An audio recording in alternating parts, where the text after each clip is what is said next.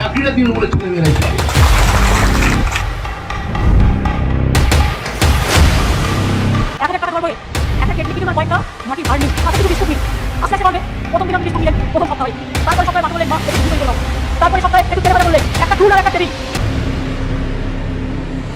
যারা বছরের পর বছর আমার সঙ্গে খালি দিদির মুখের দিকে তাকিয়ে দিদির ছবি নিয়ে যারা বাড়ি বাড়ি গিয়ে বললো যে অমুক এমএলএ প্রাপ্তবর্ষীতে ভোট দিন, জোড়া ফুল চিহ্নে ভোট দিন, তো চাকরি তো আমি তাদেরই দেবো, আমার গোটার চাকরি।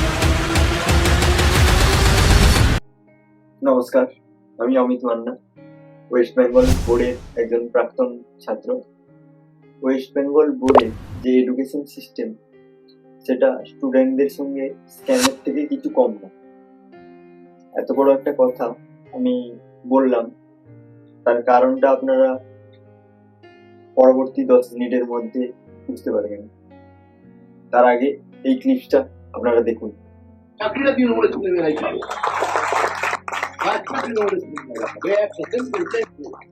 আর কিছু নয়।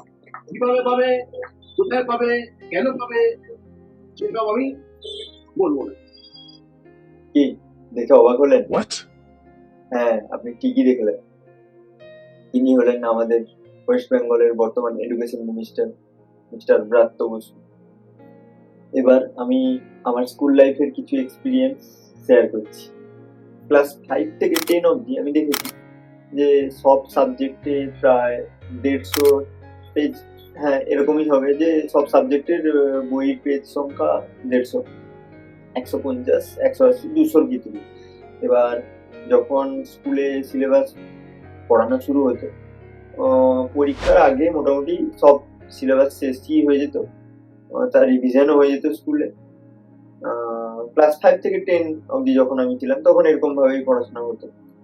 बट कहानी में थोड़ा ट्विस्ट शुरू हुआ ক্লাস 11 के बाद।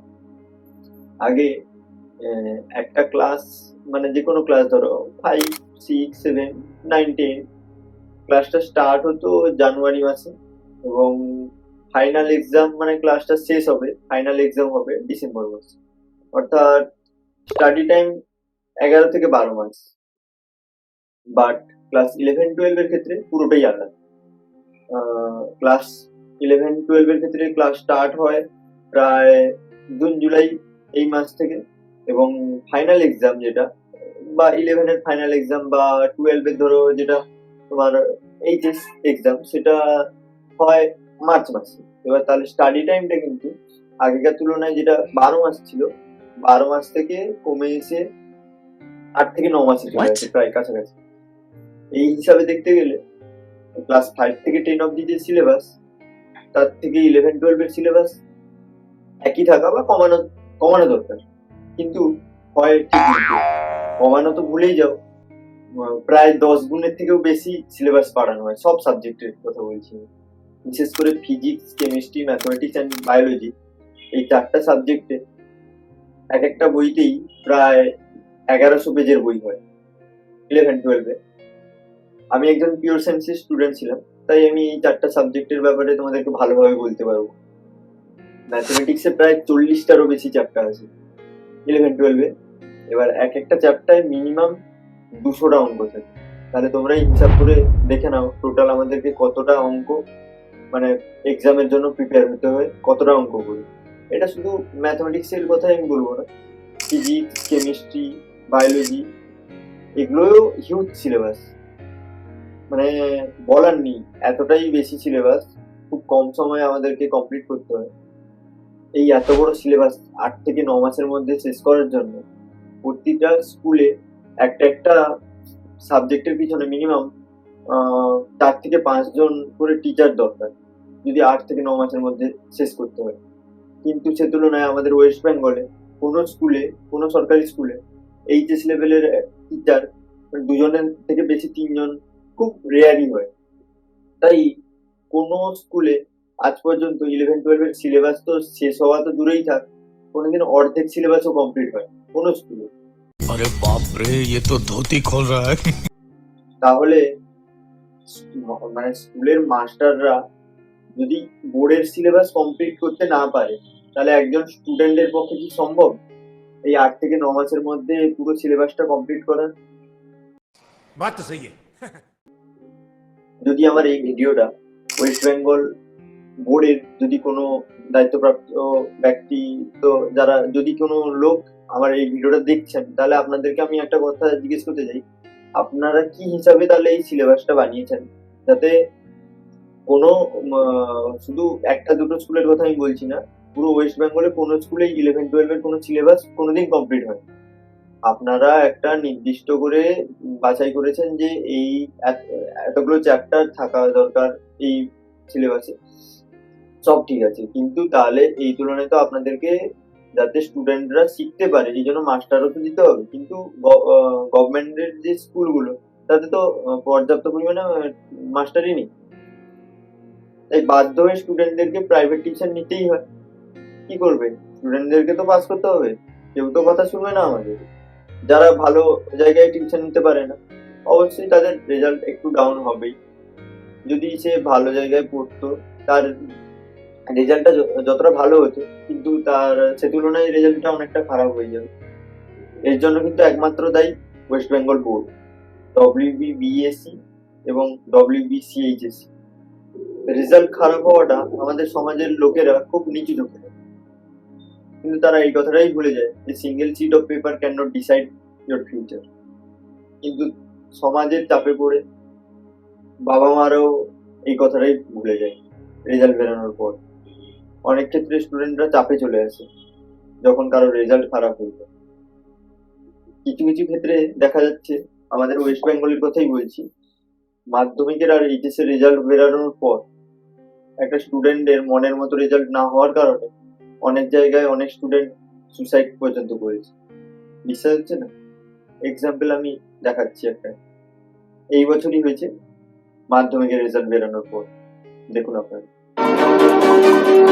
মাধ্যমিক পরীক্ষা দিয়েছিল, মাধ্যমিক পরীক্ষাতে আশানুরূপ ফল করতে পারেনি, 413 পেয়েছে শুনলাম, আর 7 নম্বর পেলে ফার্স্ট ডিভিশন হতো। টেস্টে ভালো রেজাল্ট করেছিল, 575 পেয়েছিল। এবার আশানুরূপ মনে করেনি, বাবা বাড়িতে ছিলেন না, উনি সেম পটে ছোট বাচ্চা মেয়েকে আনতে গিয়েছিল। এবার বাড়ি এসে দেখেন যে খাটের উপরে টুল নিয়ে আত্মহত্যা করে মারা গেছেন। এতে আমরা খুবই মর্মাহত, আমাদের এই গ্রামের মেয়ে, আমরা খুব দুঃখিত। কি মনে করছেন ওই ফল ভালো না হওয়ার জন্য? হ্যাঁ, ফল ভালো হয়নি, আসলে ফল হয়নি, খুব ভালো মেয়ে পড়াশুনোতে, ওইটাই ওর মানে সেন্টিমেন্টালে আঘাত দিয়েছে, ওই জন্যই ও আত্মহত্যা পথ বেছে নিয়েছে। আমার এত কথা বলার কারণ হলো, আমাদের সবাইকে মিলে এই ধরনের যে এডুকেশন সিস্টেমটা আমাদের ওয়েস্ট বেঙ্গলে চলছে, এটাকে বদলাতে হবে আমাদের সবাইকে মিলে। কারণ এভাবে যদি চলতে থাকে, তাহলে যারা ভালো স্টুডেন্ট তারা ভালো রেজাল্ট করার পরেও বিভিন্ন চাকরির এক্সামে, SSC এছাড়া অনেক চাকরির পরীক্ষায় পাস করার পরেও তারা চাকরি পাবে, রাস্তায় বসে আন্দোলন করবে। এটা সাম্প্রতিককালে আমরা দেখতেই পাচ্ছি, এরকম অনেক ঘটনাই ঘটছে। তাও বলা হচ্ছে এবং সব মিলিয়ে বলা যায় পুলিশের পক্ষ থেকে তাদের বাট চাকরি তারাই পাবে যাদের কোনো এডুকেশনাল কোয়ালিফিকেশন নেই, যারা পলিটিশিয়ানদের জন্য ভোট চাইতে লোকের বাড়িতে বাড়ি বাড়ি যায়, ভোট চাইতে যায়, যারা দেওয়াল লিখন করে, যারা রাস্তায় রাস্তায় পোস্টার লাগায় পলিটিশিয়ানদের জন্য, তারাই চাকরি পায়। এ কথা আমি বলছি না, বলছেন আমাদের এডুকেশন মিনিস্টার ব্রাত্য বসু, নিজের চোখেই দেখুন। তো যারা আমার সঙ্গে বছরের পর বছর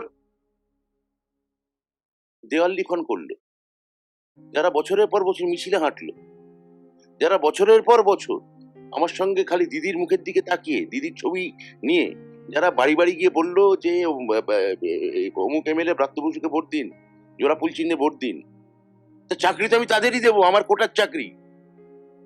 সে চাকরি আমি কাকে দেব? তাহলে সেই চাকরি আমি দিয়েছি এবং আমি বলছি আবার দেবো, আমার পার্টির ছেলেকেই দেবো, আমার ন্যায্য কোটার চাকরি আমার দলের ছেলেদের দেবো।